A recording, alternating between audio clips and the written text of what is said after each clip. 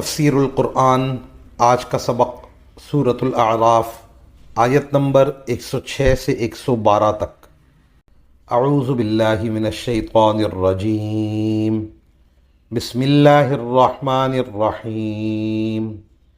قال ان كنت جئت بآیۃ فأت بها ان كنت من الصادقین۔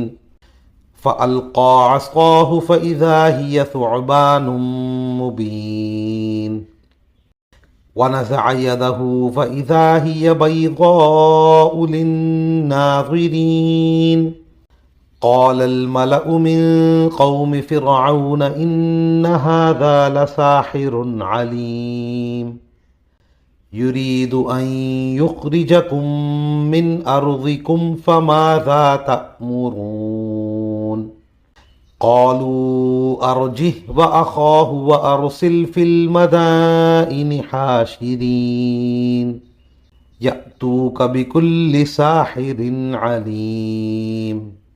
ترجمہ، اس نے کہا کہ اگر تم کوئی نشانی لے کر آئے ہو تو اسے پیش کرو اگر تم ایک سچے آدمی ہو۔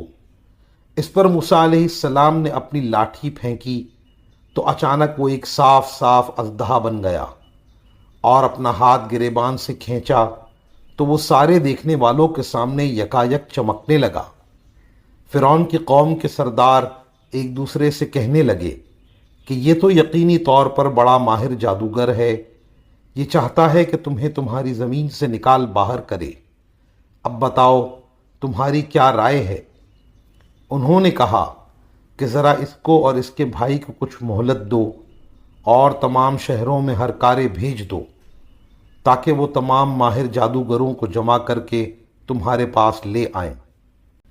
ان آیات کی تفسیر میں مفسرین کرام لکھتے ہیں یہ دو معجزے تھے جو اللہ تعالیٰ نے حضرت موسیٰ علیہ السلام کو عطا فرمائے تھے۔